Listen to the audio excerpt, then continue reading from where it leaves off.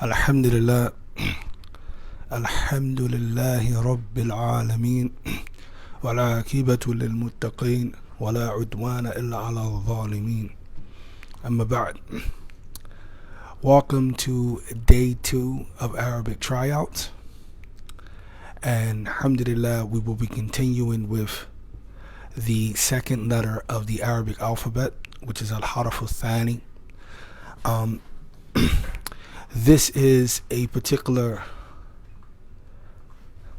program that we'll be doing, a free program, which in the next, hopefully 28 days, bi'ithnillah, each day we will be going over an alphabet, okay? And we will be learning the benefit of these alphabets. So this is called Arabic Tryouts, and this is al-yawm al-thani. This is the second day, or day 2, all right? So from the first day, we already learned the first letter of the Arabic alphabet, which was Aleph. Today, we're going to go to the second letter of the alphabet, inshallah, to learn, okay? And remember, a lot of the things that we covered from day 1, we will also be covered in day 2. Why is I'm saying that is because repetitions is important, okay? Remember, we explained that when you're going to say the Arabic language or the letters themselves, then you have to use different parts of your body to say them, especially when it comes to the Arabic alphabet. All right, and we already explained that in day 1, we learned that there are 17 points of articulation, okay, where a letter come from. All right, and in those 17 points of articulation, we also learned that there are 5 main things that those 17 points are included in. And we have learned, and hopefully by the 28th day, you will have this memorized. This will be etched in your mind. We have learned that there are 5 things. One we have learned was called al-jawf. Okay. The second one we had learned was al-lisan. Okay. The third one we have learned was ash-shafatain.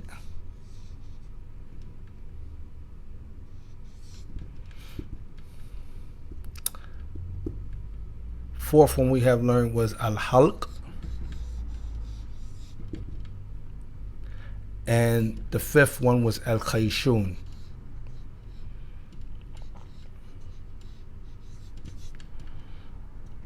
Okay. Right? So the first one was the emptiness of the mouth.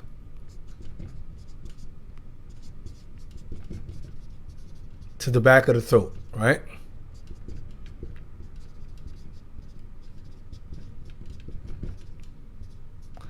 Other words, the air. Other words, what? The air, okay? Al-jawf is the emptiness of the mouth. It's just air. So we learned that the first letter of the Arabic alphabet, Aleph, is from this. It's al-jawf, okay?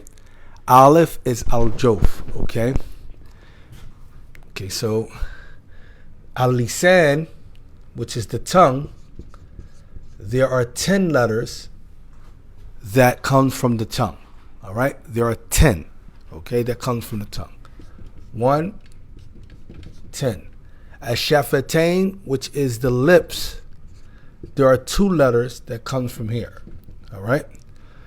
Which is going to be important because the next letter we get ready to learn, which is ba, comes from ash-shafatain. It comes from the lips, okay? Al-halq, which is throat, there are 3 letters that comes from here. Well, actually, there are 6 letters that comes from here, okay? And al-khayshun, which is known as the nasal passage or the actual nose, okay? And there are 2 letters that come here, but they actually mention 1, all right? Yesterday we mentioned that in al-halq, we mentioned that there were 3. Even if you would have did the number, it would came with the 17, all right? And we explained that 3, which will be actually mentioned within the 6 letters will be there. But there are 6 letters that normally comes from the actual throat. There are 3 positions of the actual throat, okay? So type, this will be important because, again, where the letters come from is going to help you pronounce them correctly. Pronunciation is important, all right? So learning where a letter comes from aids you in pronouncing it correctly, okay? So now that we know this, we already did Aleph. That was our first letter, okay? The second letter we're going to do, I'm going to move this, because we did that. That came from our Jof, emptiness of the mouth. We're going to move that. The second letter we're getting ready to go over is Ash-Shafatain. It's going to come from where it comes from. Its source is going to come from the lips. The second letter is Al-Ba. Now, unlike Aleph, Ba is different. It's different in the way that it's written. It's also different because Ba has 3 forms, okay? All right. If you add its independent form, as you see here, then it will be 4 forms, but Ba has actually 3 forms. Also, what's interesting that makes Ba different from Aleph is that it is a connecting letter. It is a letter that can be connected. Aleph is not a connecting letter. In other words, Aleph doesn't have a beginning form. All right, it have to be connected either via the middle form or at the end, but it doesn't have a beginning form, unlike Ba. So the name for this letter is Ba. All right, Ba. And when you say it, notice how your lips touch. Ba, Ba. That's why they call it a shafatain. The 2 lips, they call it a lip letter. Ba, Ba. Right? Now, Ba, as we said, has 3 forms. But Ba also have the dot comes at the bottom, okay? So now what you're going to do is in your notebook, it's best to write this with lines, okay? So that you can get a better understanding. All right? The beginning form for Ba is going to look like this. The dot is beneath the line. All right? It's the beginning form for Ba. The middle form for Ba is going to be written like this with the dot beneath the line. And we'll give a word, inshallah ta'ala, hopefully. And we also give you homework where you can go to the Quran and start identifying these letters. All right? The ending Ba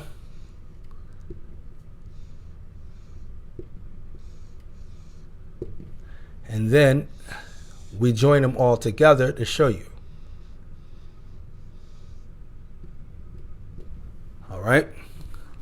So Ba has a beginning form, it has a middle form, and it has an ending form. So when you think of the beginning form, I want you to think of a connecting letter. In other words, it connects from the front. Let's show an example of that. If we look for the word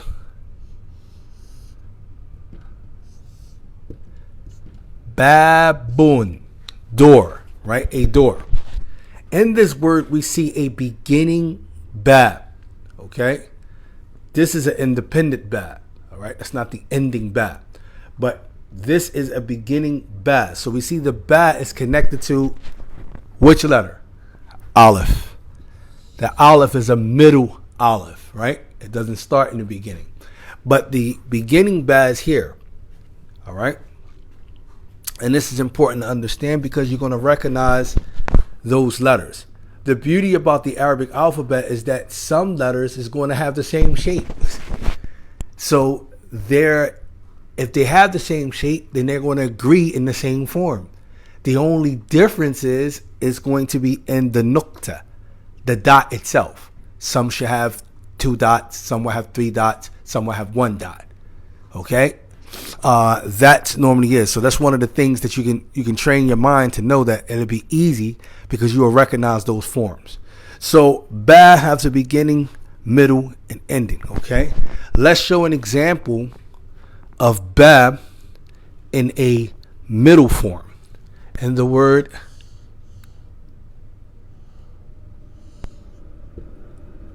habib, it's the middle. Bun. This is going to be our ending ba. Our middle ba is here. And the word habibun, beloved, okay? In this word, we see the middle ba, okay? That's the beginning ha. We get to that later to what letter that is.